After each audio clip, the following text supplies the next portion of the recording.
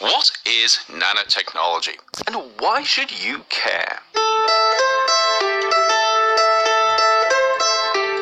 Before we get too technical, try this. Pick up something that's close to you. Anything. It might be a glass, or a smartphone, or even a t-shirt. It doesn't really matter what. Now, think about what this thing does well. It could be holding water or chasing Pokemon, or if you're thinking about that t-shirt, making you feel awesome.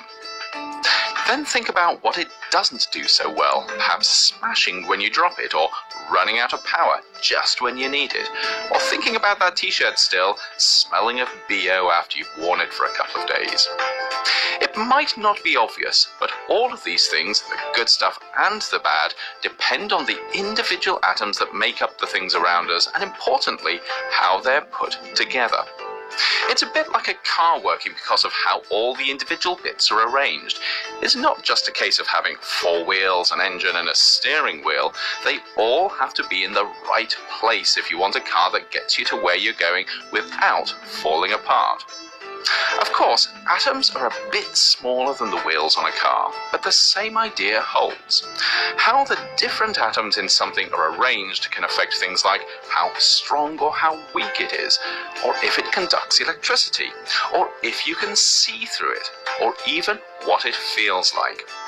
In fact, pretty much anything that the stuff around you does, it does because of how all the different atoms it's made of are put together.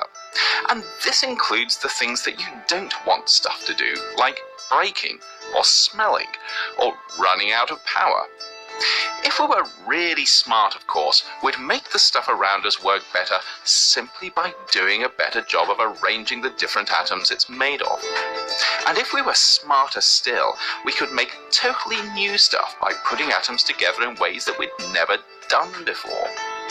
We could even start to create stuff that behaves in quite unusual ways, because when you start playing around with atoms, you can tap into some really weird quantum physics.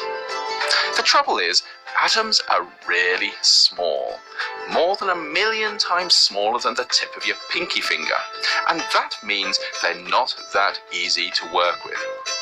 But over the past few years, scientists and engineers have become increasingly good at designing and engineering materials down at the level of atoms or small groups of atoms. And because this new technology involved doing stuff at such a minute scale, it's called nanotechnology.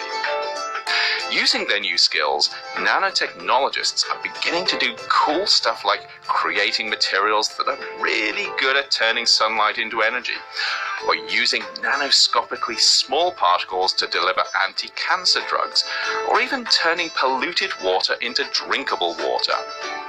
They're even finding new ways to make glass that doesn't break when you drop it, batteries that last longer, and even t-shirts that smell fresh after you've worn them for a few days. This is really powerful tech. It's helping us to do stuff we couldn't even dream of just a few years ago. But because nanotechnology is so powerful, we need to be really careful how we use it, just in case we end up causing more problems than we solve. The last thing we want is to make better solar cells that also destroy the environment, or design more efficient water filters that just happen to cause more pollution. Because of this, scientists and others are working hard to make sure we develop and use nanotechnology responsibly.